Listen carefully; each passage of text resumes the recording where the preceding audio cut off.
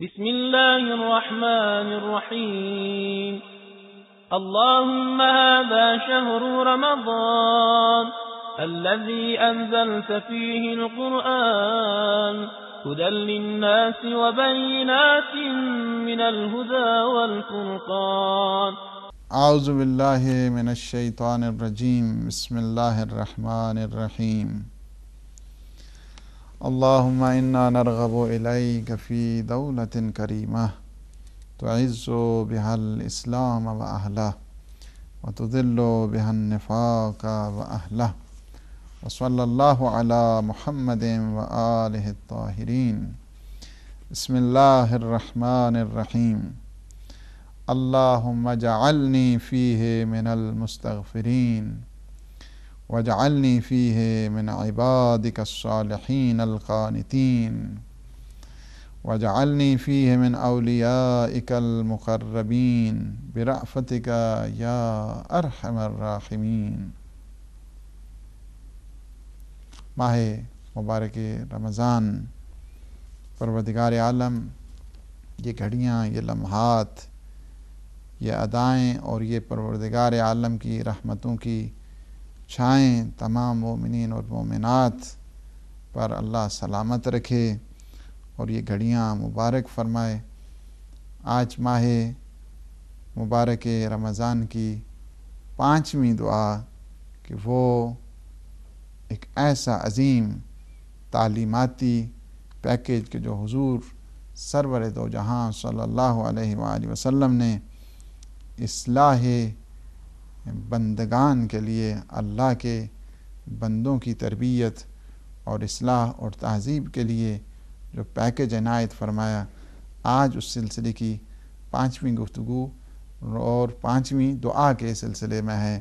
اس دعا کی بہت زیادہ اہمیت وارد ہے اور ثواب اس حد تک بتایا گیا ہے کہ جو شخص اس 5ویں دن کی اس دعا کو پڑھتا ہے، پروردگار عالم جنت المأوا میں اس کے لیے ہزار ہزار شہر اسے عنایت فرماتا ہے کہ جس کے ہر شہر میں، ہر سٹی میں ہزار ہزار قسم کے دسترخوان بچھے ہوں گے اور جس کے ہر دسترخوان پر 40 قسم کے کھانے، رنگا رنگ قسم کی غذا موجود ہوگی کہ جو شخص اس دعا کو 5ویں ماہ مبارک کی اس دعا 5ویں دعا کو پڑھتا ہے. اور دیکھیے کیا خوبصورت انداز کے ساتھ ظاہر ہے کہ یہ عنایات انہیں ہی حاصل ہوتی ہیں کہ جو ان تعلیمات پر عمل پیرا ہوتا ہے.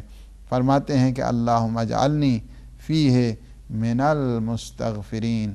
پروردگار اس مہینے میں اپنے جو استغفار کرنے والے بندے ہیں تو مجھے ان میں شمار فرما.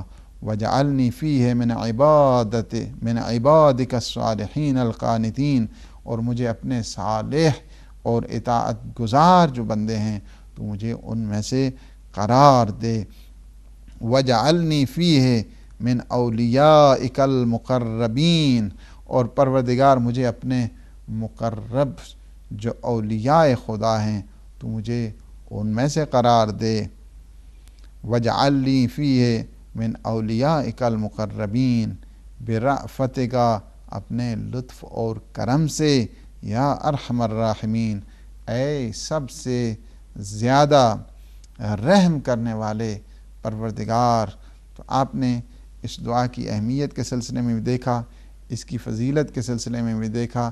انسان جب تک، چونکہ 2 چیزیں انسان کے لیے بہت مہم ہوا کرتی ہیں، اگر اس نے فضیلتوں کو جذب کرنا ہے تو اس کے لیے سب سے پہلی چیز یہ ہے، جس طرح زمین کے لیے اگر گلستان، باغیچے کو گلستان بنانا ہے تو اس کے لیے بھی یہی چیز ہوتی ہے کہ جو جڑی بوٹیاں ہیں اس سے ختم کی جائیں، اس کے کھاد اور اس سے پانی، یہ چیزیں تاکہ دی جائیں تاکہ خوب طریقے سے اچھے انداز کے ساتھ گلستان آباد ہو جائے. اسی طرح دل کا گلستان بھی ہے. دل کے گلستان کو آباد کرنے کے لیے بھی جو موانع ہیں، اسی وجہ سے علماء اخلاق کہتے ہیں کہ سب سے پہلے تخلیہ اور اس کے بعد جو ہے نا وہ تجلیہ کی منزل آتی ہے، یعنی اپنے اندر سے جو موانع ہیں وہ ان کو دور کرنا ہے، اور پھر اس کے بعد ڈیکوریشن ہے کی منزل آتی ہے، تجلیہ کی منزل آتی ہے، زینت کی منزل آتی ہے۔ اس کے بعد ہے بندے خدا یعنی تخلیہ۔ اگر انسان چاہتا ہے کہ گناہ، یہ جو گناہ کی وادی ہے، اس سے اپنے آپ کو بچانا ہوگا، گلستان دل کے موانع جو چیزیں ہیں جو اس کو برباد کرتی ہیں، جس طرح وہ زمین اگر گلستان کو جڑی بوٹیوں سے اگر جدا نہ کیا جائے، کیڑے مکوڑوں سے اگر وہ نہ کی جائے، آپاشی نہ کی جائے، یا اس کی حفاظت نہ کی جائے، تو پھر برباد ہو جاتا ہے گلستان۔ اسی طرح دل کا گلستان بھی ہے، اگر اسے گناہوں کی آلودگی سے نہ بچایا جائے تو دل کا گلستان بھی برباد ہو جاتا ہے۔ گناہوں کی موجودگی میں کبھی انسان کو خوشنودی پروردگار نصیب نہیں ہو سکتی ہے۔ اسی طرح گناہوں سے اپنے آپ کو بچانا ہوگا، عمل صالح کی طرف انسان کو آگے بڑھنا ہوگا، تب جا کر، اور گناہوں کو دھونے کا جو راز ہے، گناہوں کو، جس طرح بیماری کے لیے انسان کو دوا چاہیے ہوتی ہے، اسی طرح گناہوں کی جو دوا ہے اس کا نام ہے استغفار۔ استغفار سے گناہوں کو دھویا جا سکتا ہے۔ یہی ہے کہ انسان چاہتا ہے کہ کس منزل پر آئے، منزل وہی ہے اللہ کے تقرب کی، آخری منزل ہے اللہ کے ذات کا تقرب انسان نے حاصل کرنا ہے۔ تو اللہ کی ذات کا جو تقرب حاصل کرنا ہے تو پہلی چیز یہی ہے کہ انسان استغفار کرے۔ ابھی ہم آتے ہیں کہ استغفار اور خود استکبار ہے، ان دونوں میں کیا فرق ہوتا ہے۔ جس طرح روایت میں ہے کہ اپنے جو بیمار ہیں انہیں دوا کے ذریعے تم سے یعنی ان کی دوا کرو۔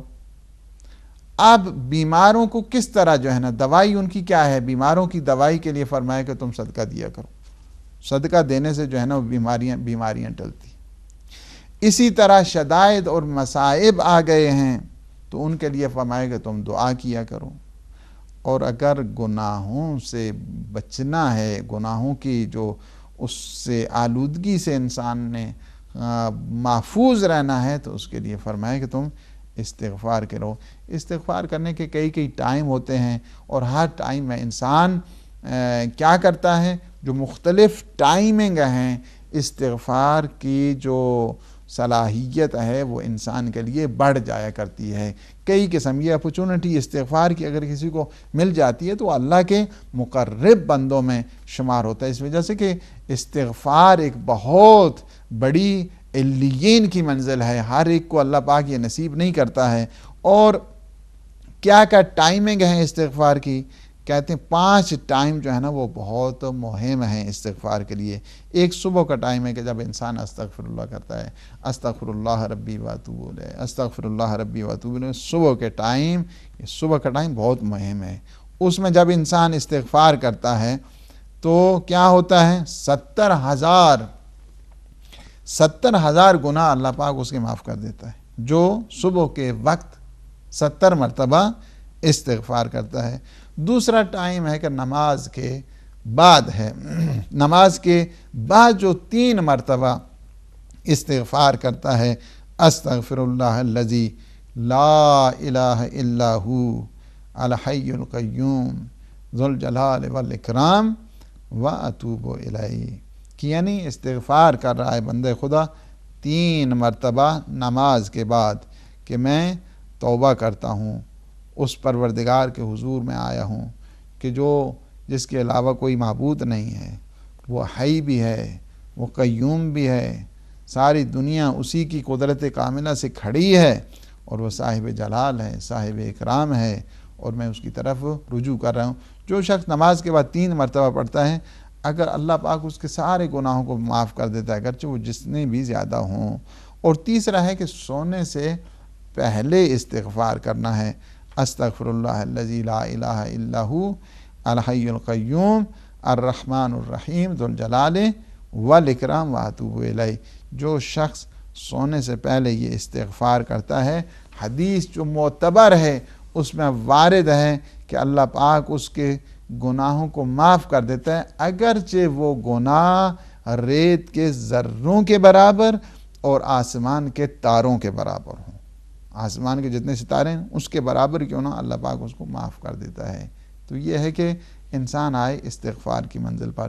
چوتھا وہ موقع ہے استغفار کا کہ جب انسان دن رات میں کیا کرتا ہے، ایک مرتبہ دن رات میں پڑھتا ہے استغفر اللہ الذی لا الہ الا ہو الحی القیوم الرحمن الرحیم بدیع السماوات والارض ذو الجلال والاکرام واسألہ ان تصلی علی محمد وآلہ وآل محمد وَأَن يَتُوبَ عَلَيَّ۔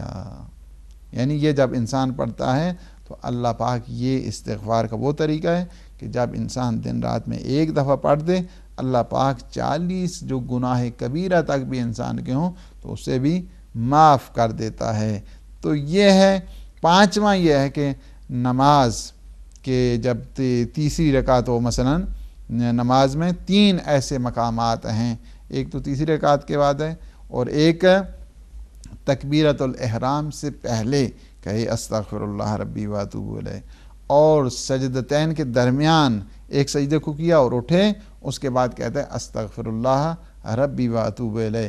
یہ دوسرا ہے۔ اور تیسرا ہے کہ تسبیحات 4 تیسری اور چوتھی رکعت میں ان کو پڑھنے کے بعد کہے استغفر اللہ ربی واتوب الیہ۔ تو یہ 3 موقع جو ہیں نا وہ انسان کو چھوڑنے نہیں چاہیے، بہت مہم ہیں کہ جب انسان پڑھتا ہے اللہ پاک اس کے گناہوں کو معاف کر دیتا ہے۔ اور حقیقت جو استغفار ہے، حقیقت میں اگر اس کی طرف جایا جائے تو پھر وہ طریقہ کو جو نہج البلاغہ میں امیر المومنین علی ابن ابی طالب علیہ السلام نے فرمایا ہے کہ جب کسی نے کہا استغفر اللہ ربی واتوب الیہ تو امام علیہ السلام نے فرمایا ثقلت کا امک ما معنی الاستغفار، تیری ماں تیرے ماتم پہ بیٹھے، تمہیں پتہ ہے استغفار کو، وہ ویسے ہی کہہ رہا تھا۔ اس وجہ سے امام علیہ السلام کی جو لہجہ ہے، لہنہ، اس میں تبدیلی، فرمایا کہ وہ ویسے ہی جب کہہ رہا تھا، فرمایا کہ تمہیں خبر ہے کہ استغفار کیا ہوتی ہے؟ کہا کہ مجھے پتہ نہیں۔ اس کے بعد امام علیہ السلام نے 6 سٹیپ بتائے ہیں کہ 6 چیزیں ہیں استغفار میں۔ الندم ما مضی، سب سے پہلی چیز یہ ہے کہ انسان شرمندہ ہو جائے، ندامت ہو جائے، گناہ جو اس نے کیا ہے، جو گزشتہ گناہ ہے، اس گناہ پہ انسان ندامت اختیار کرے، یہ پہلی چیز ہے۔ دوسرا یہ ہے کہ انسان عہد اور عزم اور جزم کر لے کہ اس کے بعد میں گناہ نہیں کروں گا۔ تیسری چیز یہ ہے حقوق اللہ کو ادا کرے۔ چوتھی چیز یہ ہے حقوق العباد کو ادا کرے۔ پانچویں چیز ہے کہ جس طرح وہ گناہوں سے لذت حاصل کرتا تھا، اب طاعت پروردگار میں آئے تو اس تلخی کو بھی محسوس کرے۔ اور چھٹی چیز یہ ہے کہ اس کا جو بدن کا گوشت ہے جو عصیان اور گناہ سے بھرا تھا اور اس سے چڑھا تھا، وہ کیا ہو جائے، اس میں ذوب ہو جائے، پگھل جائے، تب جا کر حقیقی معنوں میں استغفار ہوا کرتی ہے۔ تو اس طرف متوجہ کر دیا گیا ہے کہ یعنی حقیقی معنوں میں اگرچہ سارے مراحل پر ظاہر ہے کہ اللہ کے عرفاء بندے ہی جا سکتے ہیں، لیکن پہلی اور دوسری شرط بہت مہم ہے کہ الندم ما مضی، گزشتہ پہ وہ پشیمان ہو جائے، آئندہ کے لیے وہ عزم اور جزم اور فلی اعتبار کے ساتھ یہ کہے کہ میں اس کے بعد کبھی گناہ نہیں کروں گا۔ تو جب یہ منزل انسان کے لیے آ جاتی ہے تو پھر حقیقی توبہ اسی وقت آ جاتی ہے۔ آ جائے انسان اب دیکھ لے کہ خود جو استغفار، یہ توفیق استغفار چونکہ ایک بہت بڑی منزل ہے کہ جسے ارفع منزل کہا جائے، معنویت کی جو اعلیٰ ترین منازل ہیں ان میں سے ایک استغفار ہوتی ہے۔ اللہ کے اس میں وہ مخلص ترین بندے ہوتے ہیں، اس میں شامل ہوا کرتے ہیں۔ انسان چونکہ عام انسان کی 2 جہتیں ہوتی ہیں، بعض چھوٹے ہوتے ہیں اور اپنے آپ کو بہت بڑا سمجھتے ہیں، اور بعض بڑے ہوتے ہیں اپنے کام کو بہت جو ہے نا وہ معمولی شمار کرتے ہیں۔ تو اسی طرح اسی اعتبار کے ساتھ کہ جب وہ اپنے کام کو دیکھتے ہیں، یعنی آدمی بہت بڑے ہیں، اپنے کام کو جب کہتے ہیں کہ کیا کیا ہے، کچھ نہیں کیا ہے، اس حد تک، تو یہاں پر بھی اسی طرح ہے کہ جب ایک چھوٹا شخص اپنے آپ کو یعنی بعض معمولی ہوتے ہیں، اپنے آپ کو بہت بڑا شمار کرتے ہیں، اسی جب شمار کرتے ہیں اسی کا نام جو ہے نا وہ استغفار ہوتا ہے۔ بعض آدمی بہت بڑے ہوتے ہیں لیکن اپنے کام کو جب دیکھتے ہیں، اللہ کی ربوبیت اور خالقیت ان جلووں کو سامنے رکھتے ہیں، کہتے ہیں کہ کچھ نہیں کیا ہم نے، اس نے کیا کیا ہمیں عطا کیا، ہم نے اس کے مقابلے میں کیا کیا ہے، تو وہ پھر بھی بڑے بڑے کام کرنے کے باوجود بھی استغفار کیا کرتے ہیں۔ بڑے لوگ کیا کرتے ہیں، اپنا جتنا بڑا کام بھی کریں اس کو چھوٹا جب شمار کرتے ہیں تو اسی کو منزل استغفار کرتے ہیں۔ آپ نے دیکھا اللہ کے صالحین بندے، اللہ کے اولیاء ہر دم استغفار کرتے رہتے ہیں، یعنی اللہ کی ربوبیت، خالقیت اور الوہیت کے ان جلووں اور ان مظاہر کو دیکھتے ہوئے ہر دم کہتے ہیں استغفر اللہ واتوب الیہ، استغفر اللہ ربی واتوب الیہ۔ لیکن اللہ نے جتنی بھی نعمتیں کی ہیں نا، اللہ نے انہیں مستغفرین، اللہ کی برگزیدہ ترین جو مخلوق ہے وہ وہی ہے کہ جو اللہ کے استغفار کرنے والے بندے ہیں، اور اللہ کی جو بدترین مخلوق ہے وہی ابلیسی ہیں، وہی استکبار کرنے والے، اپنی کبریائی کا اظہار کرنے والے ہوتے ہیں، اور وہ شیطانی صفت ہے۔ جب کہا ابا واستکبر، اسی نے تو انکار کیا تھا نا، شیطان نے سب سے پہلے انکار بھی کیا اور استکبار کیا، اور یہ کہا کہ انا خیر منہ خلقتنی من نار وخلقتہ من طین، میں تو ان سے افضل ہوں اس لیے کہ پروردگار تو نے مجھے آگ سے پیدا کیا اور آدم کو مٹی سے پیدا کیا، آگ مٹی سے افضل ہوا کرتی ہے۔ شیطان غرور میں مبتلا ہوا، استکبار میں مبتلا ہوا، اور پروردگار نے اسے راندہ درگاہ قرار دیا ہے۔ اللہ کے جو مستغفرین بندے ہیں، تو اس وجہ سے کہ شیطان کی نگاہ میں مٹیریل تھا نا، اللہ تو نے آدم کو مٹی سے بنایا ہے، اس نے یہ نہیں سوچا تھا کہ بنایا کس نے تھا۔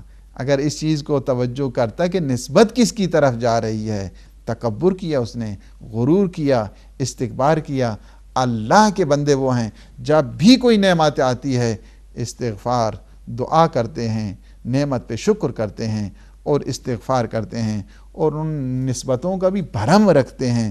آپ نے دیکھا کہ بہترین مخلوق کے لیے اللہ سبحانہ وتعالی نے فرمایا اذا جاء نصر اللہ والفتح ورأیت الناس يدخلون فی دین اللہ افواجا فسبح بحمد ربک واستغفر، یعنی جب کیا ہو جائے، اللہ کی مدد آ گئی اور لوگ جوک در جوک اسلام کے حلقہ بگوش ہونے لگے، ہر طرف اسلام کی منادی ہونے لگی، ہر طرف لوگ اسلام میں شامل حال ہونے لگے، تو پھر کیا ہے فسبح بحمد ربک واستغفر، تو پھر کیا ہے جب ایسی صورتحال آ جائے، اللہ اپنی نعمتوں کو اس طرح پھیلانا شروع کر دے، تو اللہ کی تسبیح کرو اور اللہ کی استغفار کرو۔ اللہ کے مقرب بندے اس طرح ہوتے ہیں، جب نعمت آتی ہے استغفار کرتے ہیں، جب نعمت آتی ہے اللہ کی طرف رجوع اور کہتے ہیں glorification of God, glory be to Allah, سبحان اللہ کرتے ہیں، تسبیح پروردگار کرتے ہیں۔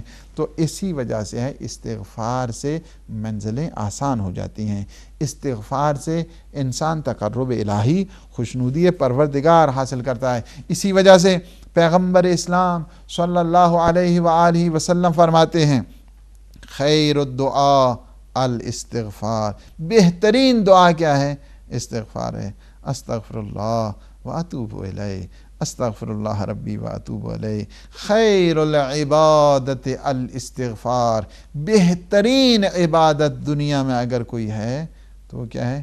استغفار ہے۔ استغفار انسان جو ہے نا وہ the stage and the station of repentance پہ انسان آ جائے، اس پہ جب آ جاتا ہے انسان کے سارے ہم و غم، ساری پریشانیاں، ساری یہ جو ہیں انسان پہ مصیبتیں ختم ہو جاتی ہیں، اس وجہ سے کہ جو شخص منزل استغفار پر ہے، لا الہ الا انت سبحانک انی کنت من الظالمین فاستجبنا له ونجیناہ من الغم وکذالک ننجی المؤمنین۔ تو کیا ہے کہ اکثر پیغمبر اسلام فرماتے ہیں من اکثر من اکثر الاستغفار جعل اللہ لہ من کل ہم فرجا ومن کل ضیق مخرجا۔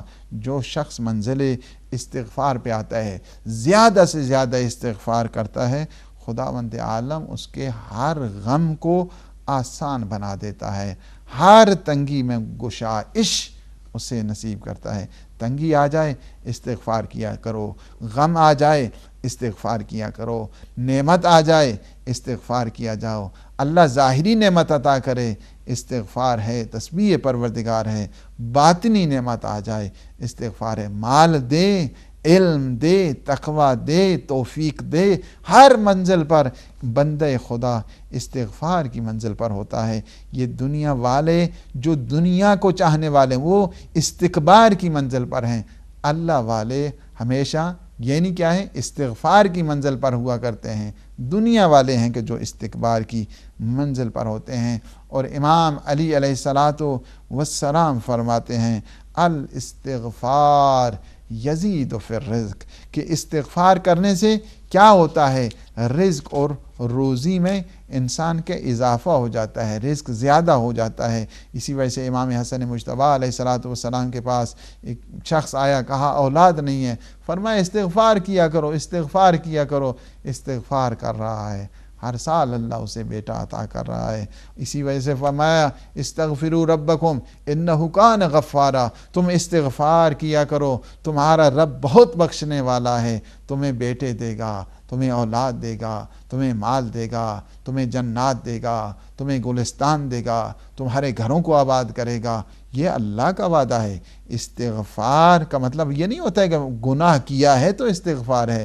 استغفار اللہ کے مقرب اور اعلیٰ علیین بندے کیا کرتے ہیں جب اللہ کی نعمتوں کو دیکھا کرتے ہیں، اپنی جہت کو اللہ کے ساتھ جب مقایسہ کرتے ہیں، ہم کیا ہیں، اس کی عطائیں کیا ہیں۔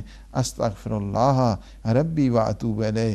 دنیا والے ڈکٹیٹر آمر استکبار کیا کرتے ہیں، اللہ کے الہی نمائندے اللہ والے اور اللہ کی جو رستے پہ چلنے والے ہیں وہ استغفار کیا کرتے ہیں۔ اور حضرت ہود، سورہ ہود میں بھی تو ہے نا، وَيَا قَوْمِ اسْتَغْفِرُوا رَبَّكُمْ ثُمَّ تُوبُوا إِلَيْهِ يُرْسِلِ السَّمَاءَ عَلَيْكُمْ مِدْرَارًا۔ اے میری قوم، کیا کرو، پروردگار سے بخشش طلب کرو، پروردگار سے استغفار کیا کرو، توبہ کرو، تاکہ وہ آسمان سے تمہارے لیے مسلسل بارش نازل کرے، تمہیں قوت مزید عطا کرے، تمہاری قوتوں میں اضافہ فرما دے وہ، اور حق سے نہ پھرو۔ کیا کرتی ہے؟ استغفار سے رزق زیادہ ہوتا ہے، استغفار سے قوت نصیب ہوتی ہے، استغفار سے اللہ پاک اسے اولاد اور مال جیسی نعمتوں سے کیا کرتا ہے، اسے سرفراز فرماتا ہے۔ استغفار کو اللہ نے بہترین عبادت قرار دیا ہے، استغفار کو بہترین دعا قرار دیا ہے۔ اور تیسری دعا یہاں پہ اطاعت پروردگار کے سلسلے میں ہے کہ پروردگار وَجْعَلْنِي فِيَ مِنْ عِبَادِكَ الصَّالِحِينَ الْقَانِتِينَ وَجْعَلْنِي فِيَ مِنْ أَوْلِيَائِكَ الْمُقَرَّبِينَ بِرَأْفَتِكَ یا ارحم الراحمین، کہ اللہ کے جو مقرب بندے ہیں، اللہ کے مقرب اولیاء میں بندہ خدا شمولیت کے لیے دعا کر رہے، پروردگار اس مہینے میں تو مجھے اپنی اطاعت نصیب فرما، اور اپنے جو مقرب بندے اولیاء ہیں تو میرا شمار ان میں سے فرما۔ اور فرمایا گیا کہ علیکم، اصل میں جو زندگی کا مفہوم ہے نا وہی اطاعت پروردگار میں مضمر ہے۔ اور فرماتے ہیں کہ جو شخص کیا ہے، مقرب بندے، علیکم بصدق الاخلاص وحسن الیقین فإنہما افضل عبادت المقربین۔ دیکھیے آپ کو چاہیے کہ سچا اخلاص ہونا چاہیے، اور دوسرا یہ ہے کہ حسن یقین جو ہے اسے پیشہ قرار دیں، چونکہ یہ دونوں ایسے سرمایے ہیں کہ جو مقربین کی عبادت کرا، بہترین عبادت ہیں یہ دونوں، سچا اخلاص اور حسن یقین ہے دونوں۔ تو پس کیا ہے کہ ان کے ذریعے انسان دعا کرے پروردگار عالم سے کہ وہ ہمیں اپنے جو حامدین، ساجدین اور اللہ کے اطاعت گزار بندے ہیں ان میں شمار فرمائے، اور مستغفرین میں، اللہ کے جو استغفار کرنے والے بندے ہیں پروردگار ان میں شمار فرمائے، جو حقیقی معنوں میں فرم ریپینٹنس کرنے والے ہیں ان میں شمار فرمائے۔ اور اگر آپ نے دیکھا ہے کہ حقیقی جو مستغفرین ہیں اسے بھی آپ کو کربلا کی زمین میں آپ کو تلاش کرنا پڑے گا کہ جس نے اگر گستاخی کی ہے ایک دفعہ آ کر اپنے امام سے کہتا ہے، کیا کہہ رہے اپنے امام سے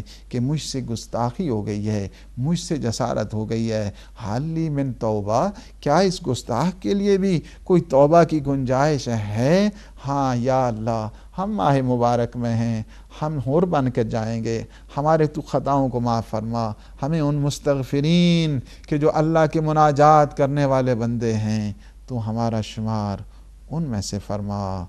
پروردگار ہماری خطاؤں کو معاف فرما، اپنی رحمتوں برکتوں کو نازل فرما، امام زمانہ کے ظہور میں تعجیل فرما، ہمیں اپنے امام کے حقیقی مبلغین اور اپنے امام کے حقیقی رستہ ہموار کرنے والے جو مجاہدین ہیں پروردگار تو ہمارا ان میں شمار فرما۔ اللہم عجل فرجہ وساہل مخرجہ وجعلنا من انصارہ وعوانہ۔ والسلام علیکم ورحمۃ اللہ وبرکاتہ۔